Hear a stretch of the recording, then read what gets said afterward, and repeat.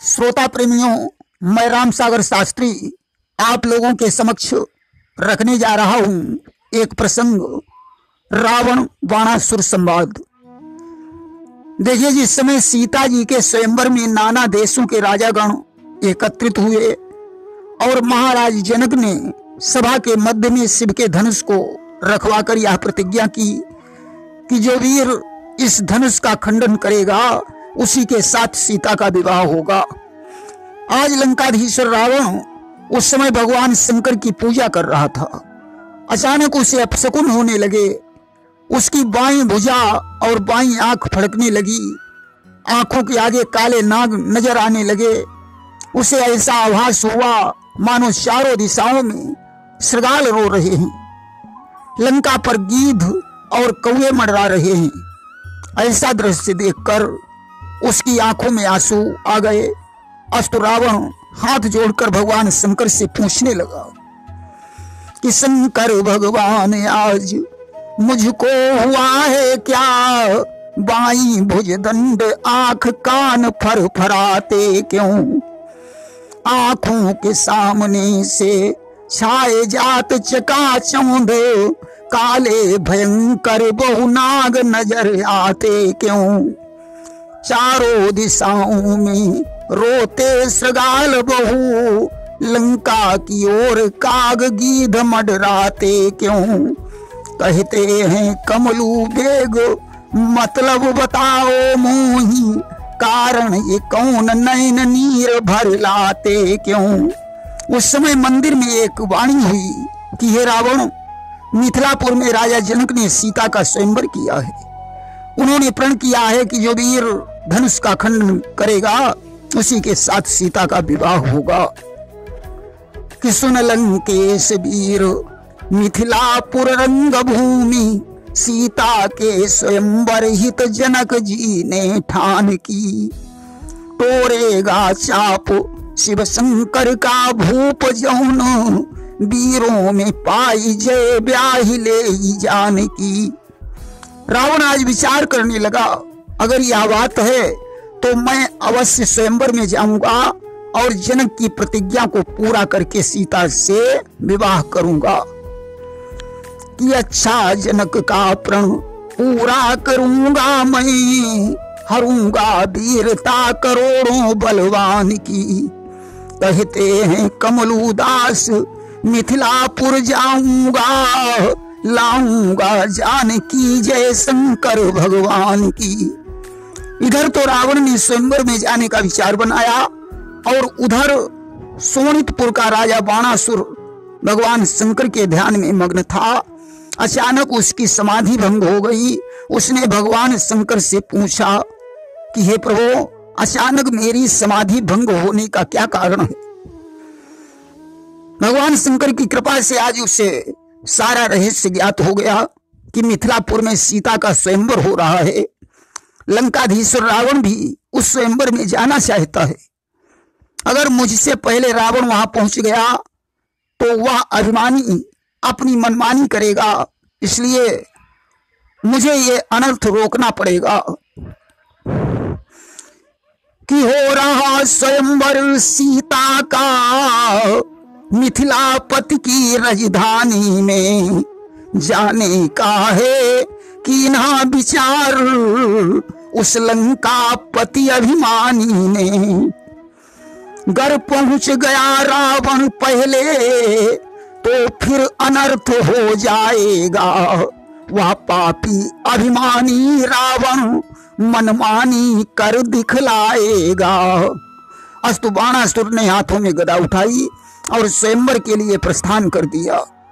आज दोनों लोग साथ ही साथ स्वयंवर में पहुंचे कि रावण बाणासुर तब आए और देखी लोग अतिशय भय पाए।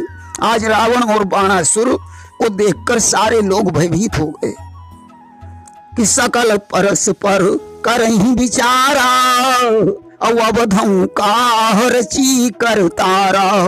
सभी आपस में मिलकर विचार करने लगे कि अब पता नहीं क्या होने वाला है। उस समय रावण अभिमानवश कहने लगा, सीता कहाँ है? मैं उसे देखना चाहता हूं। कि तब रावण बोले हर साई, और कहां सिया सो देहु दिखाई। मैं धनुष तोड़कर उसे लंका में ले जाऊंगा। उस समय बाणासुर कहने लगा, रावण तुम्हें बहुत बड़ा अभिमान है, तुम गुरुदेव शंकर के धनुष को तोड़ना चाहते हो। रावण ने कहा, बाणासुर मेरे साथ हुज्जत मत कीजिए। अरे मैं वो रावण हूं जिसकी भुजाओं की शक्ति के आगे काल ने भी अपनी हार स्वीकार की है। मेरी प्रचंड शक्ति के आगे इंद्र और सूर्य को भी झुकना पड़ा। मैंने कैलाश पर्वत को उठाया है कि मेरे भुज दंडन ते देखी देखी खंड खंड, भाज ब्रह्मंड हूं ते काल कीनो गौन है। परम प्रचंड नवखंड में अखंड फैलो, देख के प्रताप मारतंड डोले मौन है। देत देत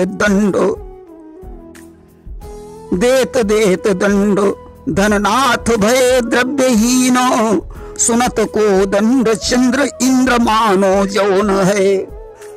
बाहुकंड छत्र दंड सो सुमेरु तोलो जाई, खीन सुंड माली को दंड गर्भ कौन है। रावण की बात सुनकर बाणासुर को गुस्सा आ गया और वह रावण से कहने लगा कि बाणासुर तब कहा रिसाई, और हो तुम बड़े असुर अन्यायी। रावण तुम अन्याय की बात कर रही हो, मैंने भी तुम्हारी वीरता की चर्चा सुनी है। एक रावण जब पाताल में गया था तो उसे बालकों ने बांध करके घोड़शाला में झूला झुलाया था। उसके दसों शीशों पर दीपक जलाए थे। उसके भी 10 शीश और 20 भुजाएं थीं, जिसे मेरे पिता बलि ने दया आने पर मुक्त कर दिया था। कि एक रावण को पाताल में बालकों ने बांध के घुड़शाला में डाल के झूला झुलाया था। 10 थे शीश 10 दीप धरे बार बारी, और मेरे पितु राजा बलि जाई के छुड़ाया था। क्या आप वही रावण हैं या मैं किसी दूसरे रावण की चर्चा कर रहा हूं? एक रावण को जल विहार करते समय सहस्रा बाहु बांध कर ले गया था, जिसे पुलस्त जी छुड़ा लाए थे। और एक रावण को बाली ने अपनी बगल में दबाया था। इनमें से आप कौन से रावण हैं? एक रावण को जल विहार करते सहस्रबाहु बांध ले गया, तो मुनि पुलस्त ने छुड़ाया था। कहते हैं कमलूदास रावण हैं कौन आप? एक रावण को बाली ने काख में दबाया था। रावण ने कहा, बाणासुर तुम्हें नहीं मालूम, मैंने करोड़ों बार अपने शीश को काट काट कर भगवान शंकर पर चढ़ाया है। 33 कोटि देवता मेरे अधीन हैं, सूर्य और चंद्रमा हमारे दीपक हैं, मेघ मेरे घर में पानी भरते हैं, पवन देव झाड़ू लगाते हैं। मैंने काल को पाटी में बांध रखा है। कि करोड़ों बार शीश मैंने शिव को चढ़ाए दिए, कैलाश को उठाए लियो ठोक कर ताल को। 33 कोटि देव इंद्र परे जेल में, डरते हैं देव सुनि नाम मेरे लाल को। चांद और सूरज दोनों हमारे यहाँ, पानी भरने का काम सदा दिगपाल को। सोने की लंका में झाड़ू देत पवन रोज, बांधे हैं कमलूदास पाटी में काल को। रावण कहने लगा, बाणासुर शायद तुम मुझे जानता ही नहीं है। कि बोला तुझको यह ज्ञात नहीं, मैं काल जीत मत वाला हूं, जिसके कांटे का मंत्र नहीं, ऐसा भुजंग विष वाला हूं।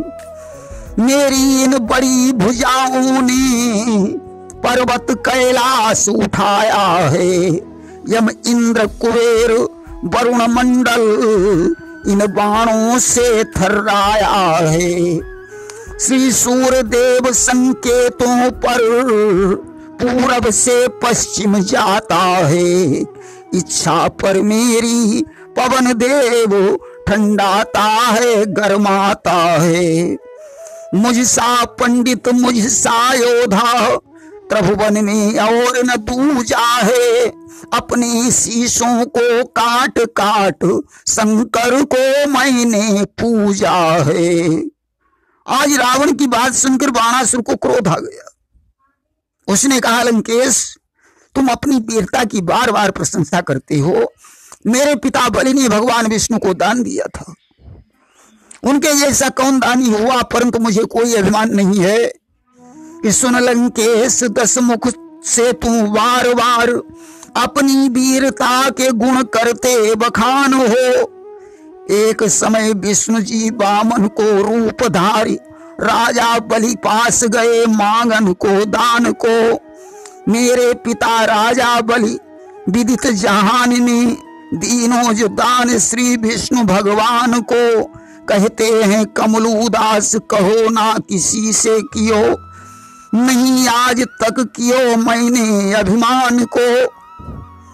रावण ने कहा, बाणासुर, मैं इस धनुष को तोड़ने के बाद तेरे अभिमान को भी चूर्ण कर दूंगा। कि धनुष तोड़ी तेरो मद तोड़ूं, अपुरी उठाई सिंधु महाबोरऊं। अगर गुस्सा आ गया तो मैं मिथिलापुरी को ही उखाड़ कर समुद्र में फेंक दूंगा।